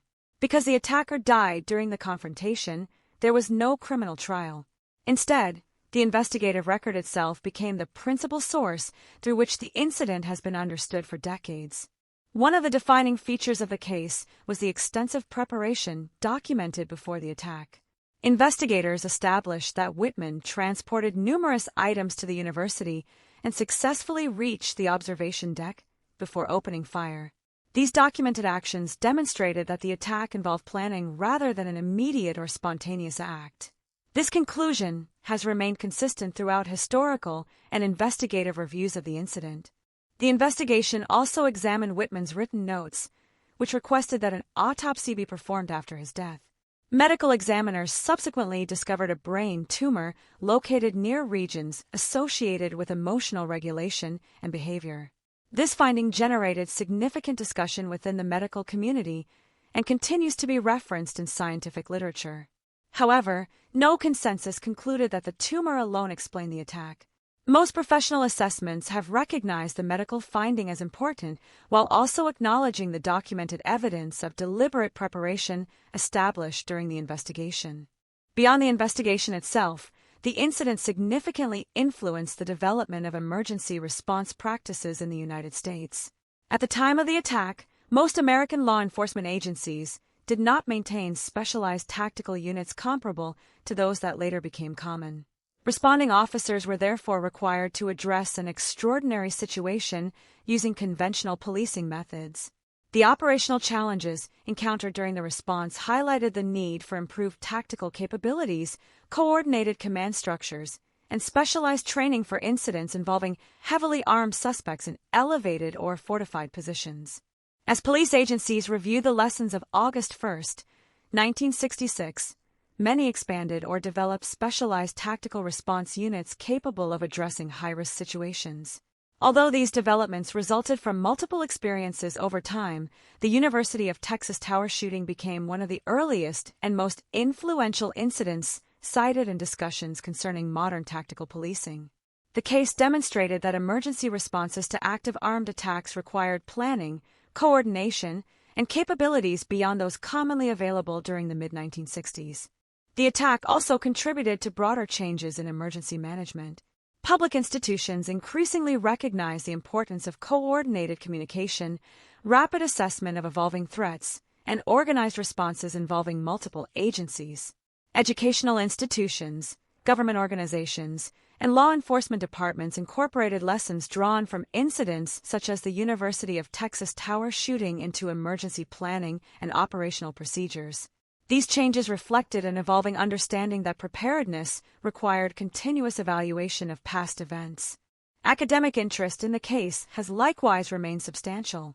Historians have examined the incident as a turning point in the evolution of public safety policy, while criminologists have analyzed the investigative record to better understand large-scale criminal events. Emergency management specialists have studied the operational response, and medical researchers have continued to consider the questions raised by the autopsy findings. The case therefore occupies an important place across multiple disciplines, illustrating how a single historical event can influence research and professional practice for decades. Public awareness of the incident has also been sustained through documentary filmmaking and historical scholarship. The documentary Tower, released in 2016, revisited the events through historical documentation and survivor accounts, contributing to continued public understanding of the attack. Alongside books and academic studies, such works have ensured that the incident remains part of the broader historical narrative of 20th century America. Today, the University of Texas Tower stands not only as an architectural landmark, but also as a reminder of a pivotal moment in American history. The events of August 1, 1966, are remembered through official records, historical research, and educational study rather than through speculation or myth. The factual record established by investigators continues to provide the basis for understanding both the attack itself and its enduring influence on law enforcement, emergency preparedness, criminology, and public policy. More than half a century after the incident, the University of Texas Tower shooting remains significant because of the documented lessons it provided. It demonstrated the importance of careful investigation, accurate historical documentation, and institutional learning following a major public tragedy. While the attack lasted less than 2 hours, its legacy has extended across generations, shaping how similar emergencies are studied, planned for, and understood within the United States. Through its lasting influence on policing, emergency response, medical inquiry, and historical scholarship, the events of August 1, 1966, continue to occupy an important place in the history of modern America. The University of Texas Tower shooting on August 1, 1966, occupies a significant place in the history of American law enforcement because it exposed operational challenges that many police agencies had not previously encountered on such a scale. Although the attack lasted approximately 96 minutes, its influence extended well beyond the immediate criminal investigation.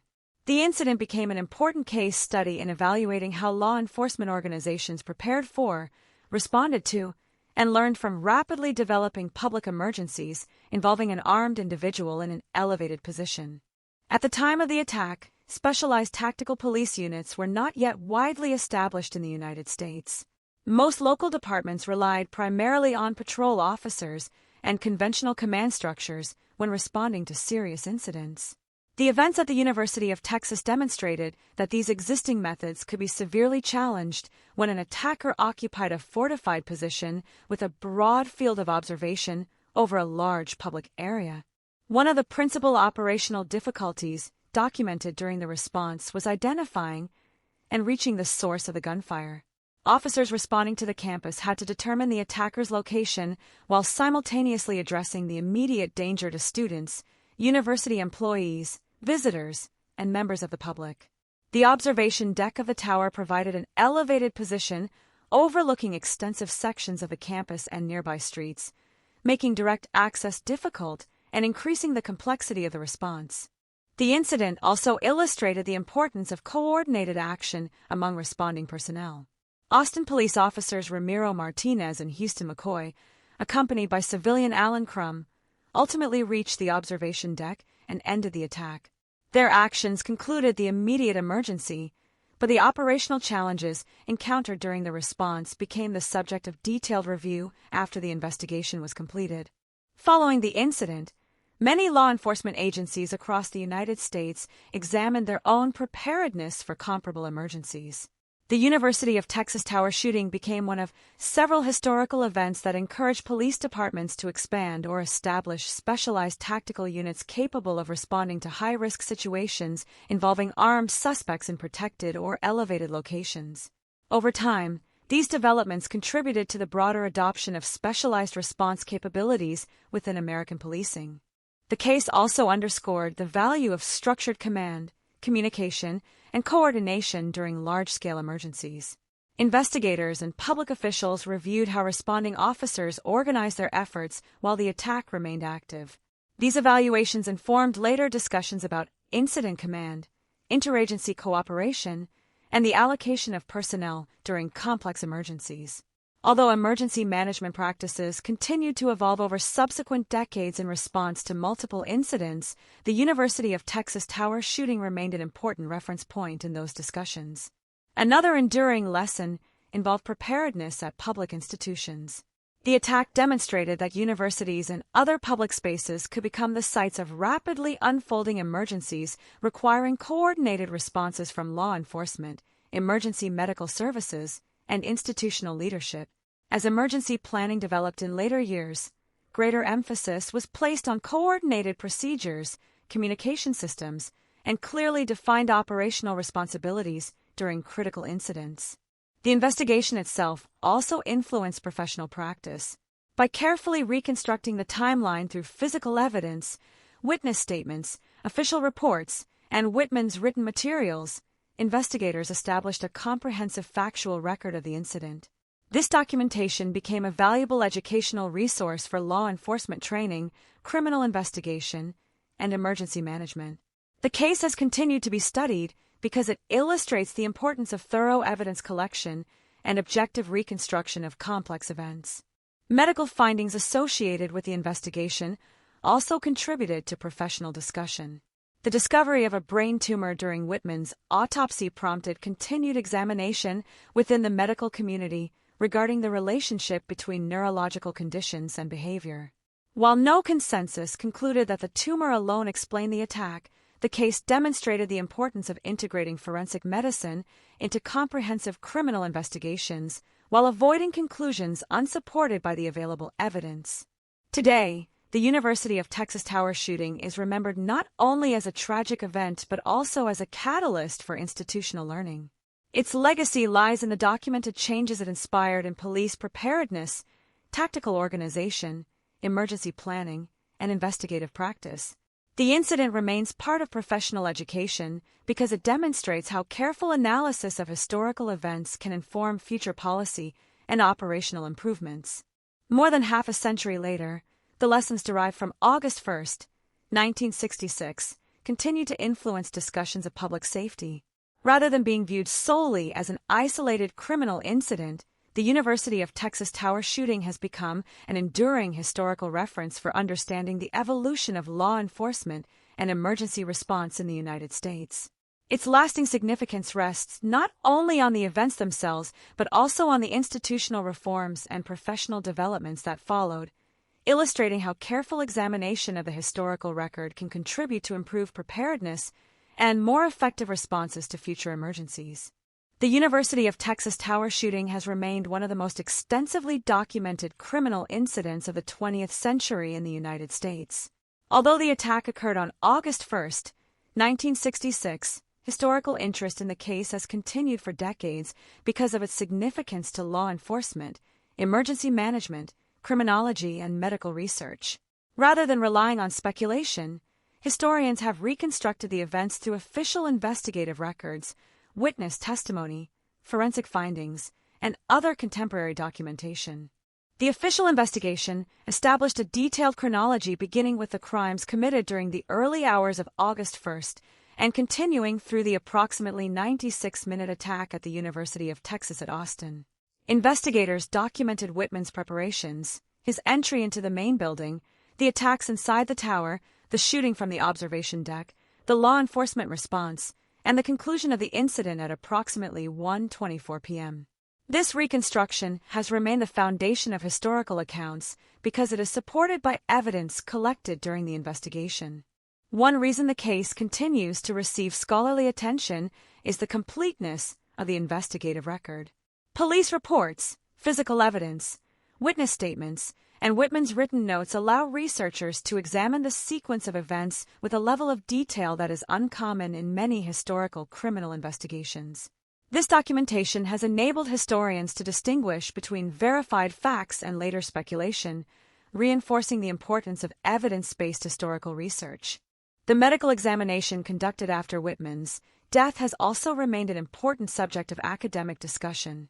The discovery of a brain tumor near regions associated with emotional regulation and behavior prompted continuing examination within the medical community. Researchers have considered the possible relevance of this finding while recognizing that no professional consensus concluded that the tumor alone explained the attack. Consequently, the case is frequently referenced as an example of the complexity involved in interpreting medical evidence within criminal investigations. Within criminology, the University of Texas Tower shooting is studied primarily because it marked an early example of a large-scale attack carried out from an elevated position against people in a public setting. Researchers examined the incident to understand investigative methodology, emergency response, institutional preparedness, and the evolution of policing practices. The case has therefore become part of broader academic discussions concerning public safety rather than serving only as the record of a single criminal event. Emergency management specialists likewise continue to analyze the response to the incident. The attack highlighted challenges involving communication, coordination, and tactical planning during a rapidly developing emergency. Subsequent improvements in emergency response procedures have been informed by many historical events, including the University of Texas Tower shooting. As a result, the case continues to appear in professional education and training concerning crisis management and coordinated response. The event has also remained part of public historical memory through documentary filmmaking and scholarly publications. Among the best-known works is the 2016 documentary Tower, which presents the events through historical documentation and survivor testimony. Together with academic research and archival materials, such works contribute to preserving an accurate historical record while encouraging continued examination of the incident's broader significance. Today, more than half a century after the events of August 1, 1966, the University of Texas Tower shooting remains an important historical case because of the lessons derived from its investigation and aftermath. Its documented influence on law enforcement, emergency planning, forensic inquiry, and historical scholarship ensures that it continues to be studied within professional and academic settings.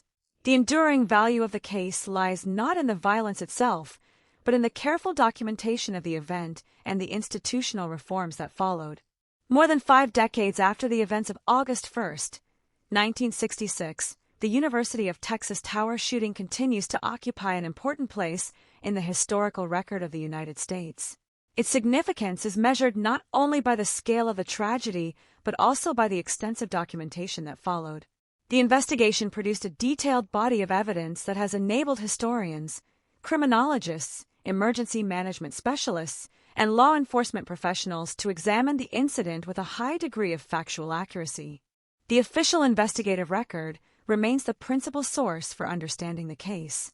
Police reports, forensic examinations, witness statements, and Whitman's written notes established a verified chronology beginning with the crimes committed before his arrival at the University of Texas, continuing through the approximately 96-minute attack, and concluding with the actions of responding officers who ended the incident.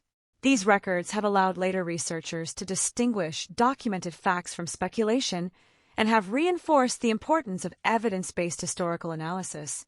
Because there was no criminal trial, the investigative record assumed an even greater historical role.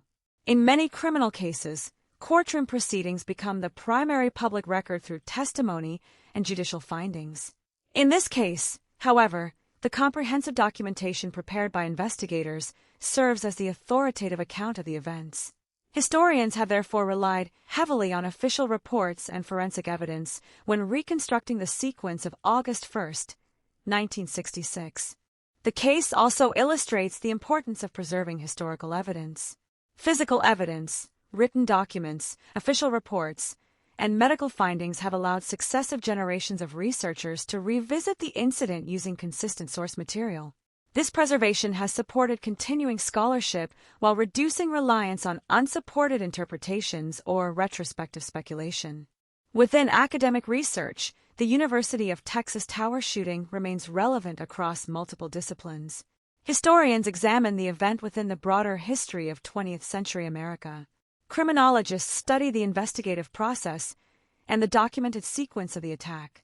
Emergency management specialists analyze the response to identify lessons concerning coordination, communication, and operational planning.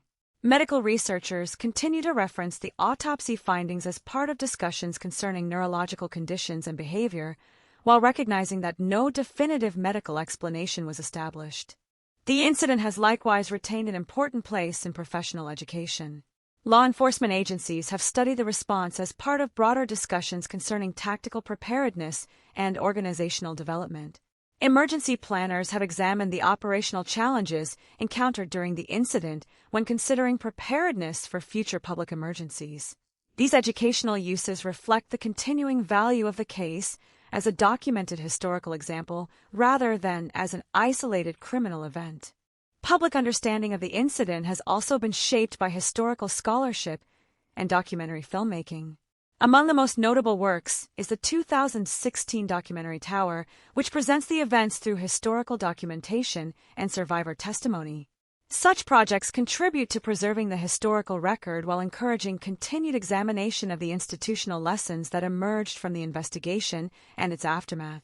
The University of Texas campus itself remains connected to this history.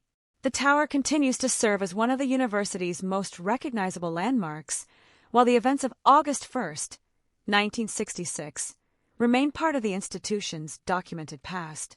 The historical significance of the site reflects both its architectural importance and its association with an event that influenced the evolution of emergency response and public safety practices throughout the United States. The lasting importance of the University of Texas Tower shooting lies in the documented lessons that follow the tragedy.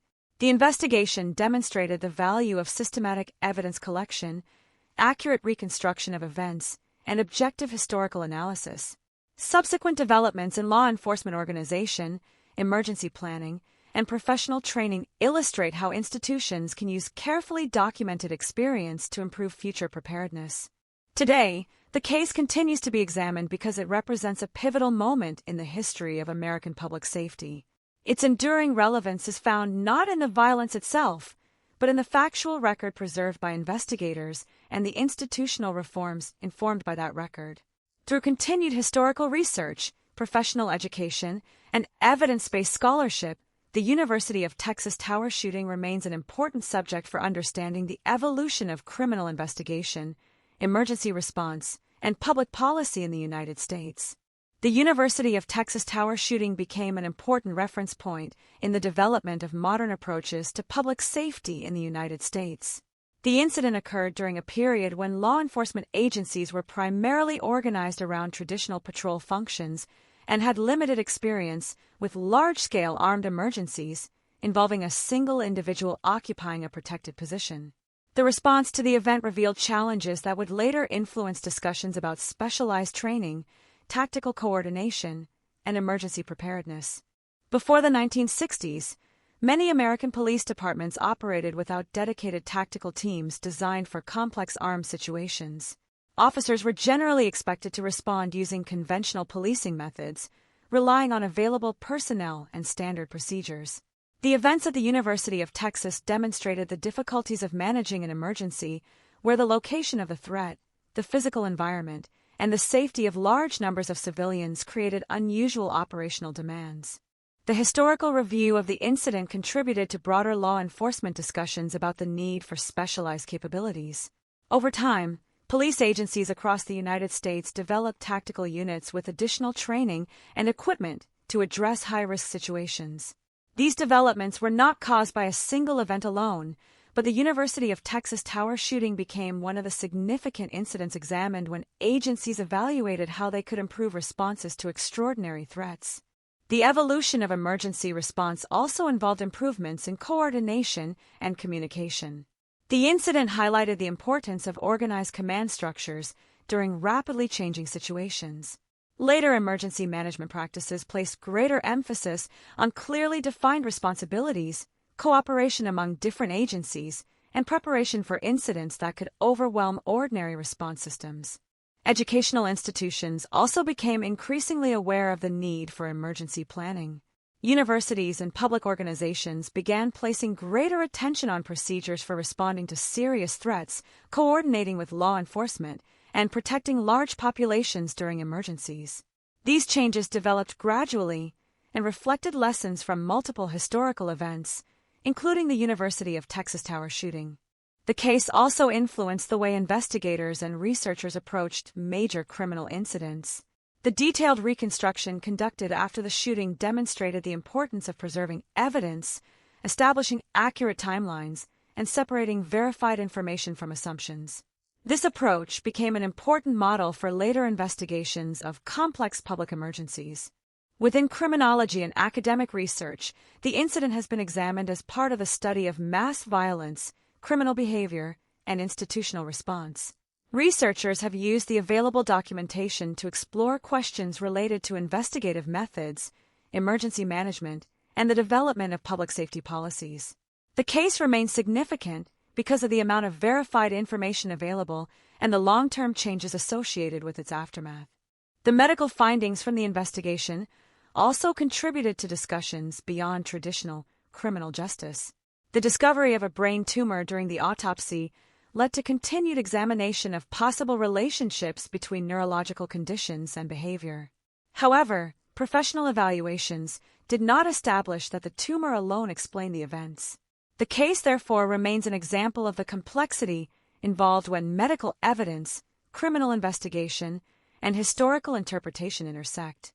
The University of Texas Tower shooting also influenced public discussions about the responsibilities of institutions during emergencies. The incident demonstrated that large organizations such as universities required planning systems capable of addressing unexpected crises. Over subsequent decades, emergency preparedness became an increasingly important component of institutional management. Historical preservation has played a major role in maintaining public understanding of the event. Official records, investigative documents, academic studies, and documentary projects have ensured that the incident remains available for examination by future generations. These materials provide researchers with a foundation for understanding not only what occurred, but also how institutions responded afterward. The documentary Tower, released in 2016, represents one example of how historical events are preserved through modern media. By combining historical documentation with survivor accounts, the film contributed to public awareness while placing the incident within a broader historical framework. Similar academic and archival efforts have continued to examine the event's significance. More than 50 years after August 1, 1966, the University of Texas Tower shooting remains an important case in the history of American public safety. Its significance comes from the documented lessons that followed, including developments in tactical response, emergency planning, investigative practices, and institutional preparedness. The lasting historical importance of the incident is therefore connected not only to the tragedy itself, but also to the changes that emerged from its examination. Through careful documentation and continued study, the case has contributed to a deeper understanding of how societies respond to complex emergencies and how public institutions adapt after confronting unprecedented challenges.